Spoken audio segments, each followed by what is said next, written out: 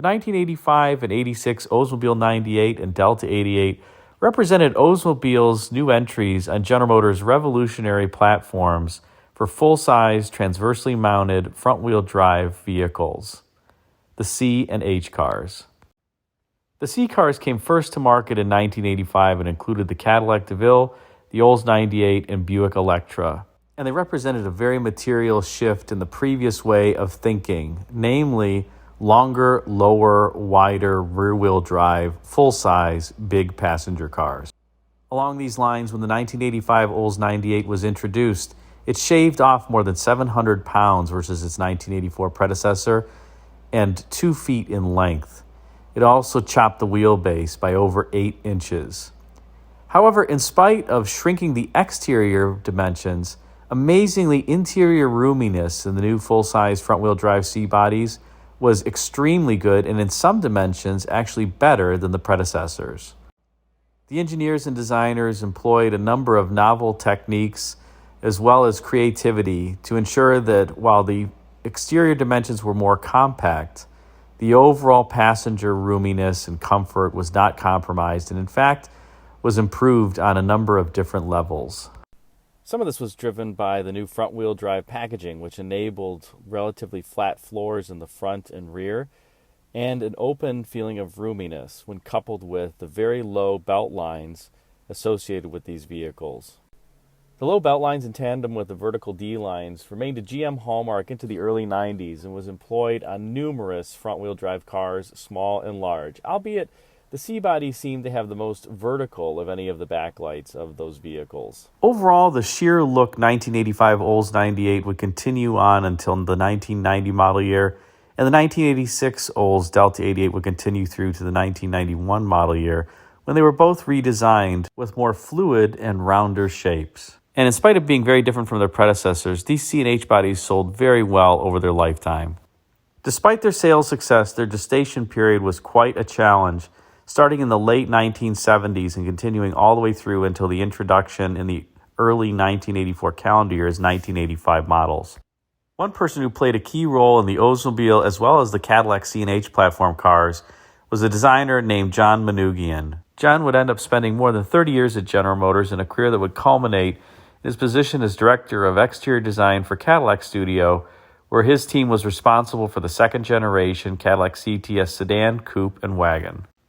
So let's welcome John to Rare Classic Cars and take a look at some of his original sketch work for the 1985-1986 Oldsmobile C&H platform cars, the 98 and the Delta 88. Well, welcome to Rare Classic Cars for another exciting episode. I'm here with John Manoogian. So John is automotive designer, Renaissance man, chef. So to speak, yes. So to speak, right? But maybe just tell the viewers a little bit about your portfolio to begin with and the cars that you worked on. Sure. I've been a car designer for 50 years. I started my career at the Ford Motor Company as a clay modeler and got a great education learning about how cars are done in full size with clay. And I spent probably a year and a half, almost 2 years as a clay modeler. Then I went back to school and went to Art Center in Los Angeles, got my design degree, and then began my car design career at General Motors in the mid-'70s during the fuel crisis and the energy crisis. So you entered at the best time possible it for a car was designer, the worst time to parachute into Detroit. I was the only person in my graduating class to get a car design job, which kind of broke my heart after all the hard work we had all put in. But nonetheless, I started my career at General Motors. In that career, and I left in December 08, January of 09, just before bankruptcy. So I spent 34 plus years as a designer at General Motors. I went through Oldsmobile, Cadillac, Pontiac, Saturn. I did some Buicks, did a few Chevys, and then wound up back in Cadillac again when I finished off my career. Had a lot of fun, worked very hard, but I loved every second of it. And your career, culminated with the second gen CTS, the 2000. the coupe, the Car of the sedan, year. Yes. Car, Yeah. that's a great culmination. It was. Exclamation point. I kind of redeemed myself from having worked on the Cimarron. So for the viewers, John, That's coming. yeah, it's coming. It's coming. It's coming. But the Cimarron is kind of mine. So It's okay, John. I had that hanging over around my neck for that whole career. And finally, in the 03 to 09 time frame, I made up for that. I think you're being made up modest. for So that. I think to John's point, and we'll get into the Cimarron. We're going to talk about the C and H bodies today, which is a whole other conversation. But car design is or the car that comes out is not just a product of the designers. It's a lot of program planning and product Yes. planning, Correct. engineering. It's a team sport. It's a team sport. What components you're going to share and not with other cars. So it's very much a team sport. And I think John is actually being quite modest here. I mean, you have somebody who culminated their career with, as you mentioned, the car of the year. And even before that, the late 90s Grand Prix, the rebirth of the Y-Track. Yes. That is John. So this was Mr. Cadillac Cadillac Exterior Studio Chief Design is where you retired. Yes. And you were, for the viewers have seen the interviews with Wayne Cady, John was Wayne's assistant. I was his assistant. So we have the whole Cadillac lineage here. Yes, indeed. Between the chief and the assistant chief at that time. And there are plenty of stories with the Cimarron and the two-place Cadillac, which was the Elante, and then the downsized Eldorado Seville, which we'll save for another.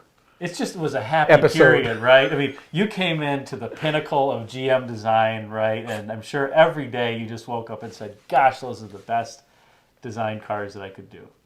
It's like Robert Duvall in Apocalypse Now. The smell of clay in the morning smells like victory.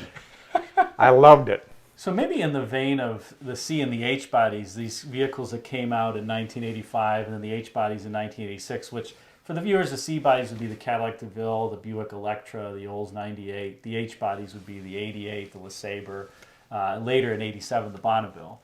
But what was kind of the thought process there? I mean, such a different vehicle and thought from the previous rear-wheel drive, 119-inch wheelbase in the case of the 98 vehicles. Yes. Yes. What was the atmosphere like at that time? As you might imagine, that was a very difficult time for General Motors and the car business in general. You had the federal government that was mandating 5-mile-per-hour bumpers. They were mandating fuel economy requirements, and so everything had to be downsized. And you had an organization like General Motors Design that was so used to doing bigger is better. Suddenly we were forced to do smaller has to be better. So in the downsizing of the, in the case of the 98 and the 88, you started out with those gigantic boats, and they all had to be reduced in size. The already downsized gigantic. They had already been downsized, and so that was a huge challenge. And then you add in the 5-mile-per-hour bumpers, which were not the greatest challenge, but it was a difficult period. But it was a very exciting and creative period because we weren't really styling the cars anymore. We were actually designing to make them more fuel efficient, safer, better protected, et cetera, et cetera, et cetera. So it was a real challenge, and it was a lot of fun. I mean, it was a challenge to come into work every day and think to yourself, we are going to transform the corporation from where they had 50% of the market to struggling. Well, the projections were for it to take off. Struggling, yeah. Struggling. Yeah. They have a graph from when I hired in to when they went bankrupt, and it's all downhill. So. Well, you could extend that back to 1908, right? The Yes. founding, and then all the way down. Correct. But it's what's interesting to me is, so you have those the big B bodies, the rear-wheel drive cars, and then it transitions to the C and the H bodies, which externally, like you mentioned, are so much more compact. You know, the 98 went from 119-inch wheelbase to 110.8, I think. The 88 went from 116 to the same wheelbase. But the interior dimensions are quite roomy. And the goal was Yeah. to keep as much of the interior dimensions the same, and front wheel drive helped some of that for some of the cars. But yes, everything had to be done from the outside to get where we needed to be, but the fuel economy and the size of the vehicles. You couldn't cheat the customer out of the interior because they had expectations. If you had an 88 or a 98 owner, suddenly you're going to tell them, oh, you're going to have a much smaller interior. They would say thanks, but no thanks. So the goal was to keep the interiors as large as possible, but to shrink the exteriors down to a more manageable size. So did that drive some of the early decisions? I mean, what's interesting is looking at these cars now, like my 86 Olds 98, that the viewers will get a great insight into a little bit, but they have such glassy uppers, and you have less tumble home versus the previous generation. Did that drive the overall themes because you're trying to keep the interior package dimensions appropriate, or what? As you probably might imagine, car design is a lot related to fashion. And things come and go in terms of design. And that was a period during the, I'd say, mid-70s to the 80s where belt lines were lower. And so you had a lot more glass. You felt a lot more airy feeling on the inside. And so that drove a lot of the design solutions in terms of where the belt was going to be in relationship to the driver, how much sheet metal you had below that belt line. And as you look at the current cars on the road today, many of the belt lines have come up a great deal. Right. And so now you have this almost turret-like feeling. And there's some philosophical things about that. People feel safer, they feel more comfortable because they're in this kind of womb, this safe environment. Whereas back then in the 70s and 80s, you felt like you were overexposed almost because there was so much glass. It was down here. Right. You were exposed to the world. So our philosophies have changed as car buyers. But at that time, low belt lines was de rigueur for design. And how about at General Motors? At General Motors. At General Motors. Got it. And how about that very vertical backlight, theme that? Where did that come from? One of your previous videos where you talked about the first Seville. Yes.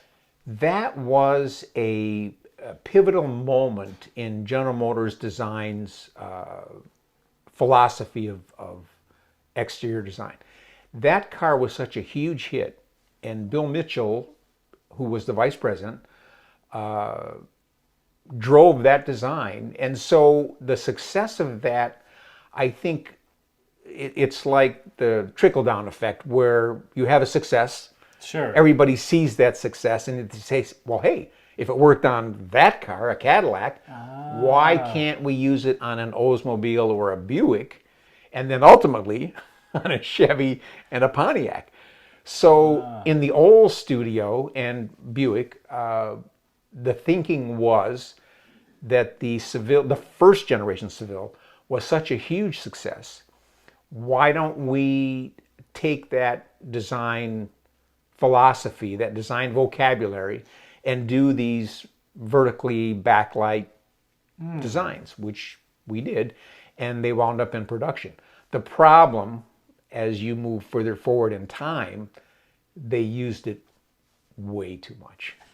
Way too much. And that drove the Lincoln ad in the late 80s. The cover of Fortune magazine was the nail in the coffin. That was embarrassing. I never, so it's a September 1983 Fortune cover that I'll post in between. I have it here somewhere. You have it? I have it here. But it's interesting because I never would have traced the vertical backlight on the C&H bodies to that original Seville. It's like I said, design is a fashion business to some extent, and just like hemlines go up and down and styles go in and out of fashion, that vertical backlight became our go-to design. And But the- that cover of Fortune magazine, I think just was a clear signal to General Motors design that we had gone too far.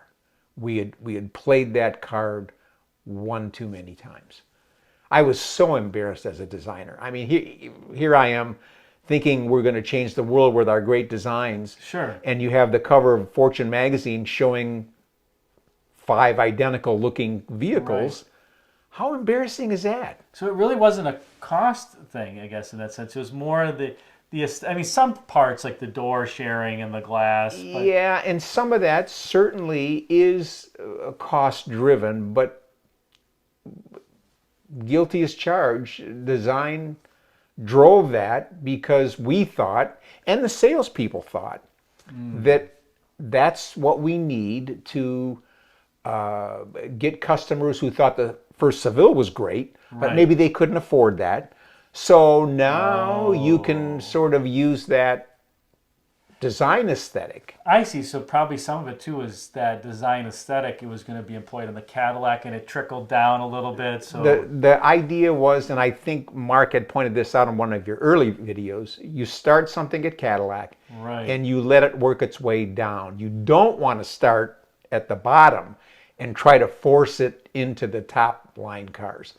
And so that upper, like I said, became GM Design's go-to solution for many of the cars. So I can't sit here and say that it was cost-driven. No. Interesting.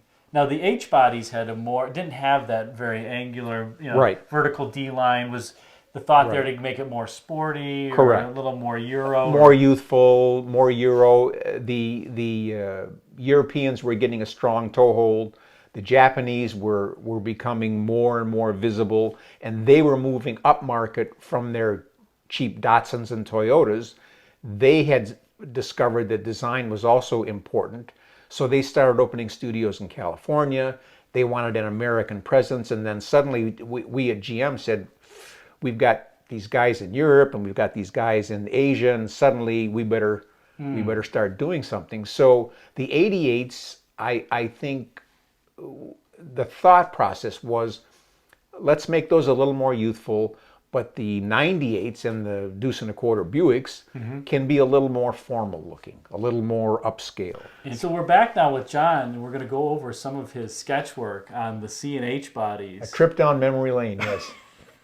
It's all good memories, right, John? All good. Yes. All good. So here we have the first one. I'll zoom in so the viewer can see these, but maybe explain a little bit. You can see the vertical D line for the signature here. This would have been a proposal for, could have been an 88 or a 98, but again, to your point, the vertical backlight with the creased glass, the idea of skirting the rear wheel, which would have been a 98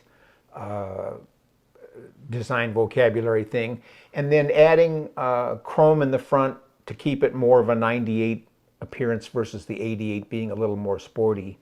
But I guess the skirted rear wheel would have been the signature for doing a 98, yes. You have a little bit of, is this inspired? Well, all there's by an the 88 taillight there, Yeah. actually, yes, yes. And it's almost a little bit first gen Seville-like, and it's Probably, yeah. Who knows what I was thinking that day? I don't know, but and yeah. the front theme was, I mean, it ended with a twin port theme like you have Well, there, but it's And again, the twin port grille on Oldsmobiles and then the twin port grills on Pontiacs, I never quite understood that logic either. Pontiac, I thought, owned the split grills starting in '59, but Oldsmobile was doing them as well, so we had to make the best of that. interesting. And the backlight here, like you said, is interesting. It's kind of like a la 77 Caprice Coupe. Right. Yes. And as you can see, it's a very clean, unadorned, simple shape. There was nothing complicated or complex about the execution of the design. Simple forms, just to keep it as luxurious and as upscale as visually as possible. Interesting. Here's another one, a little different D-line here. I got onto this thing about trying to put the grill lower on the face of the car, just to plant the front end maybe a little bit lower and to have this sheet metal forehead above that. So we were still using the 4 quad headlamps, and then to do a egg crate grill, which was a Cadillac thing that Cadillac started many years before this, but Olds had kind of picked up on that. So for the 98, I've got some ideas here where I was going to use that egg crate grill but lower on the face of the car versus having the grill come all the way up to the top. A little bit like your later EK proposal. Yes, and again the skirted rear wheel, but a simple, very simple body side, nothing too complex. Clearly the car went to production with these size tires as well, isn't it right? Not quite. Not but quite, a little bit That's skinnier. called artistic license. Artistic license. Artistic license. I yes. thought that's the wire wheel cover. Well, yeah, we'll get there. Here's another one. Now here was an idea where I even put the grill texture in the bumper surface. And I'm sure the bumper guys would have had a conversation with me about that one. But again, I like the idea of just a very architectural, clean, simple execution, nothing too complex. And I didn't use a lot of chrome headers like Cadillac was doing. I figured that belonged to Cadillac. The Oldsmobile should be maybe a little more sedate, a little less regal looking, if you will, nothing to do with Buick. But just a simple execution. I mean, it's amazing. You look at kind of the side profile. You imagine the side profile of this car. It's so, today cars look like almost origami shapes by comparison. Complexity is the word of the day, yes. So, in fact, looking at these sketches now, this may have been for an 88 because I've got the rear wheel well opened up. Not skirted. Whereas on the 98, they were going to skirt them. I got it. That was my design direction, yes. Interesting. And this one's got an open wheel as well, so maybe it's an 88, but a little bit wraparound grill into the side of the yes car. Again, we used to produce these things, just volumes of them, cover the walls, literally. How long would it take you to render something like this? This would take a couple hours. It was all done with dry markers and chalk. Wow. But this is all old school. No one does this anymore. It's all done with computers now. It's all digital. But this is back when we used markers and chalk. It was as simple as that. That's my problem, John. The transition to digital just didn't fare well with me. I couldn't. It lost something in the translation. It did. The Crayola, was really great for me. Yeah. But now this was a '98 proposal. Maybe the idea of these razor thin Cadillac lamps maybe were, looking back on it now, maybe were inappropriate. But at the time, I thought this looks very upscale, very expensive. My front end solution was probably a little too sporty for it to be a 98, but I thought we kind of captured that elegant, stately, and a lot of that came from the Rolls-Royce influence from years prior, where they had these stately, upright looking car designs. And so Mitchell used to say, if you're going to rob, you rob from a bank, not a grocery store. So we would steal from Rolls as opposed to someone else. And the car ended with kind of those blade. We did, yes. It had vertical lamps, nothing quite that slim, but yes, they were very vertically oriented. Yes. Super clean body side too. I mean, there's not really. That was my thing, and of course, I never put these body side moldings on them. I wasn't a big fan of those. And you don't have the Regency script here, John? No, the I hadn't put that on there yet. No, you were just waiting, right? I was just waiting for the Gorpenschlorp. Get into the clay. Where's the body side molding and door edge guard? But you do have something going on here with the reflection. It's not quite a crease, but some sort of a radius. Well, if you will, and if you look at this, these reflections run all the way back and run off the car. So that surface is a vertical tube or surface. But then as you get to the front fender opening, you flare the fender well out to encapsulate the tire. and you get this beautiful reflection as the light is hitting. GM was big on reflections and surfaces. That was one of the things that really made GM design unique from, let's say, our pals in Dearborn and Highland Park. We had sculptors who were all fine artists. They had to be a fine artist to get hired at GM Design as a sculptor. So their skill set in doing body side development was just top of the world. They were the best in the world.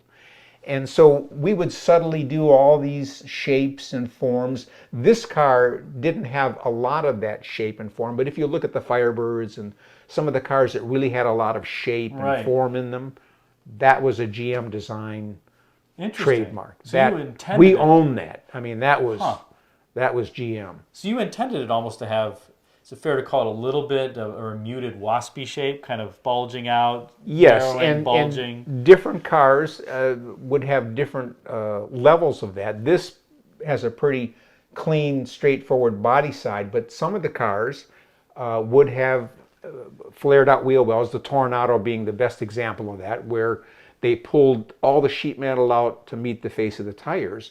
And so you had this beautifully sculpted forms around the wheels. And that became the hallmark for the Tornado. And so in differing degrees, some cars would have shape around the wheels and some wouldn't. Interesting. I think one of my favorite, I don't think people look at it that way necessarily, but one of my favorite cars that has that plan view taper back out, the 68.9 GTOs. Oh, yes. Where there's no wheel flare there. The 68 GTO was art. That's pure art. And you can't capture it very well on a camera. You almost have to be in person to see the old designer line is you need to wash your car by hand to understand the surfacing and the development of those bodies. And that's true. If you wash your car by hand, you will discover things that you might not see just with the car driving by. Well, that's what I did with my 86 Old 90 before I came over here, John. I was checking those surfaces. Good. Knowing that you had a hand in it. Excellent.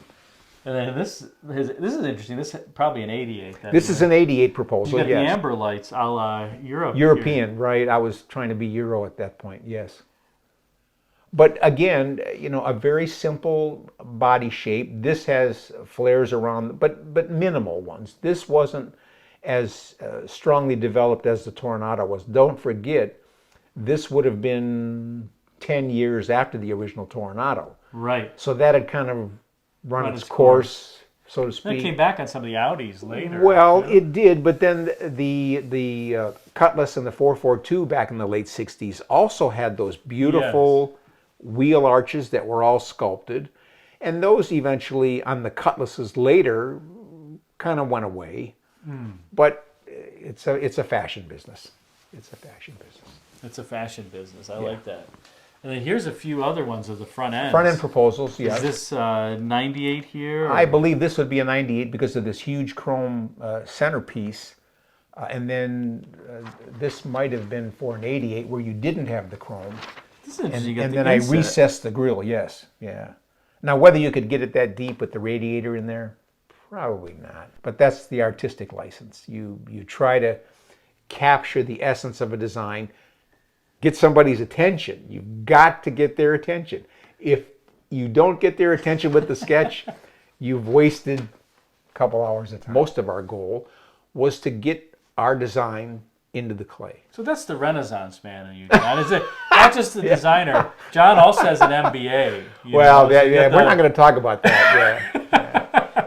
So that's that other millstone around my neck. Yeah. Oh, the Cimarron and the MBA.